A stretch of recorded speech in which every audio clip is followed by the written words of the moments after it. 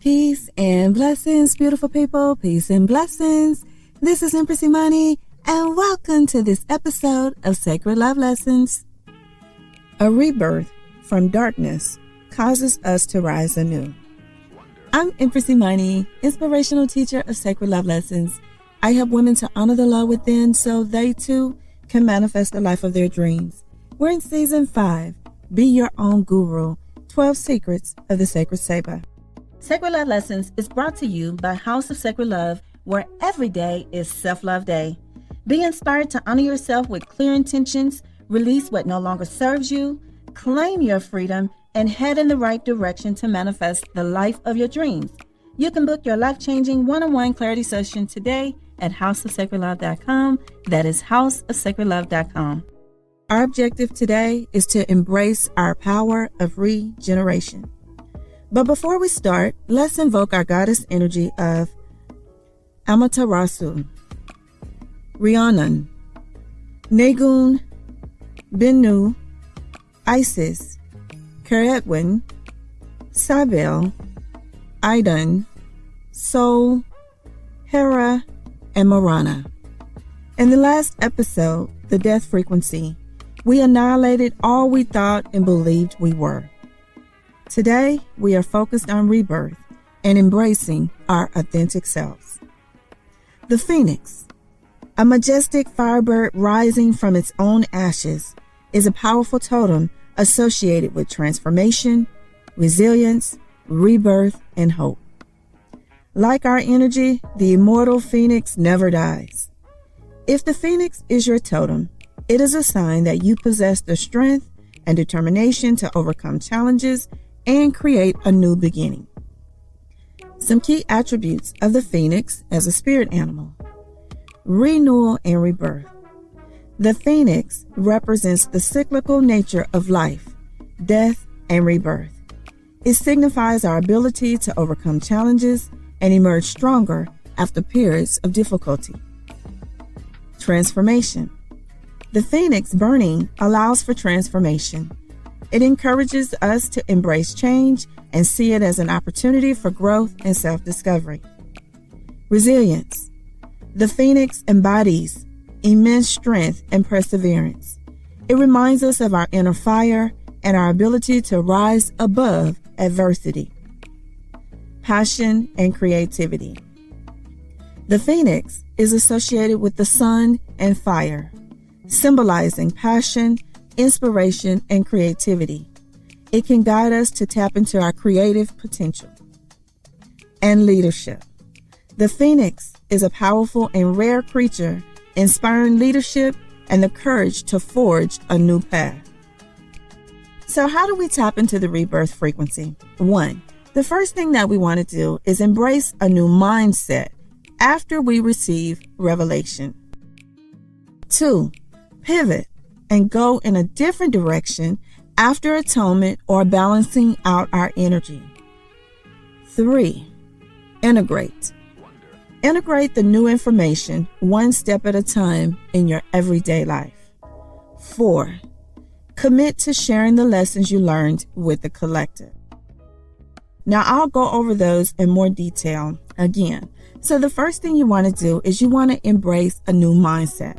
A lot of times we receive revelation on things and we just leave it there. It's like, okay, it's new information. It's new information that I resonate with in my heart, yet I'm not going to do anything with it. Some people pretend like they don't know.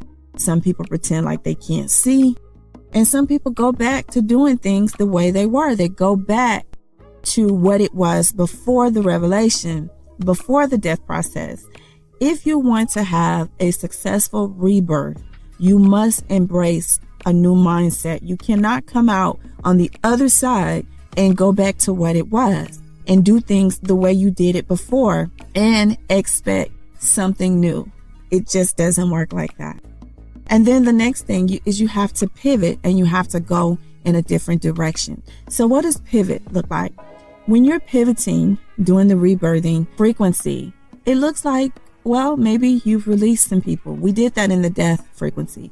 We shed, we release, we let go.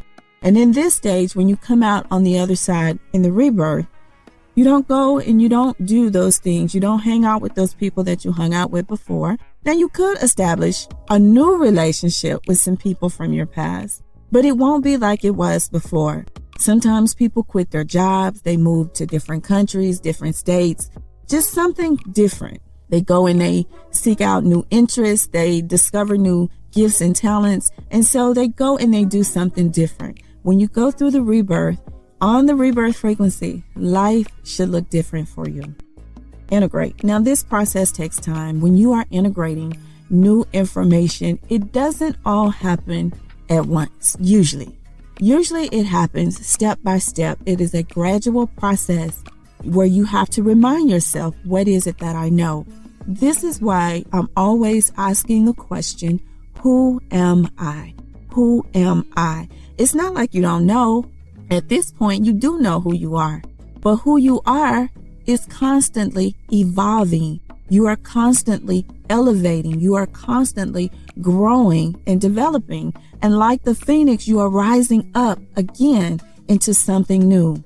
And so you have to constantly ask yourself, who am I at this point in my life? Who am I today? Because who I am today, I'm not the same person I was this time last year, 2, 3, 4, 5, 6, 7, 8 years ago, right? So I'm in a new cycle in my life, and it takes time to integrate new information. And then you want to commit to sharing. Now, a lot of people will go off and they will learn something. They will get the elixir of life and they will be selfish. They will keep it for themselves. Okay. It's not meant for that. We are all interconnected, oneness. We are all unified together. And so it is important for us to, once we learn something, once we get new revelation, to share it. Now, a lot of people are not going to want to hear what you have to say, but there are a lot of people who do. There are a lot of people who will resonate with what you have to say. So it is very important to share what you know. It has been my experience that there are people who are ahead of me in the journey, and they know things and they see me stumbling around trying to find my way, in need of some mentorship. And instead of them helping me, a lot of them have laughed. A lot of them have gossiped. A lot of them have just watched and observed silently. I'm not doing that. Okay. What I am learning, I am sharing with you. Now, whoever has ears to hear, let them hear. So you want to, number 4, commit to sharing the lessons you've learned with the collective. Now, 3 things that might happen after your rebirth. The first thing that may happen is you might be tested. More than likely, you will be tested in one way or another. Now, this test may be people. You may encounter people from your past. Sometimes people will still see you, the old version of you. They will still remember who you were before. If you lack boundaries, if you were codependent, if whatever it was before, they will still possibly see you that way. And so then we will have to inform and update these people on who we are today. And this step may require more shedding as necessary. That means you may have to either redefine the relationship or let some more people go. You may encounter similar situations from your past. Now, this is the moment where you demonstrate to yourself that you indeed have learned the lesson when confronted with similar circumstances. Then the next thing that you might experience after your rebirth is that your life is upgraded. You have ascended to a higher level of consciousness. With this elevated frequency and awareness come new soul-aligned relationships and life experiences. You are more attuned to your inner goddess and become aware of things you didn't notice before. So all those dreams that you had on the back burner, now you know some things, you have new revelation, you're on a different frequency. Now you go and you manifest the life of your dreams. The next thing that may happen after your rebirth is now you are ready for your next soul assignment and your life is propelled forward. You discover new interests, hidden gifts and talents, and may find yourself engaged in a completely different field of work than before. And then the final thing that you may experience after your rebirth is you jump timelines. You consciously shift your focus and energy, creating a more desirable reality and experience. So everything just feels new. I'm in a place right now in my life where everything feels new. I feel like I belong here and nowhere at all. Wherever I am, it is home for me. And I'm living from the inside out. And that is a beautiful thing. Our modern day goddess that inspired this episode today is James Brown. James Brown, known as the Godfather of Soul, captivated his audiences for over 50 years. He is the most sampled artist of all time, influencing hip-hop, R&B, reggae, gospel, rock and roll, soul, funk, Afrobeat, and opera. I love how James Brown channeled his Phoenix energy, transmuting energy and constantly reinventing himself time and time again throughout his musical career. James Brown was not only a musical genius, but a cultural leader with global influence, an entrepreneur, and a business owner who made smart financial decisions. Journey well, James Brown, wherever you are in the universe. Journey well. Affirmation. I am one with the divine mind. My mind, heart, and will are in full and complete alignment with the divine plan for my life. I emerge reborn with renewed vitality, clarity, and purpose. I honor the sacredness within myself and the sacredness within others. Ashe, and so it is. I'll leave you with this final thought. Regeneration is your birthright. If you are unhappy with who you are today, you have the ability to transform into someone new. Look within the depths of your soul and explore your inner goddess. Reclaim and rejuvenate your energy so that you may be born again. The power is yours. So that's what I have for you today. Thank you for listening to this episode of Sacred Love Lessons. Be your own guru, 12 Secrets of the Sacred Saber.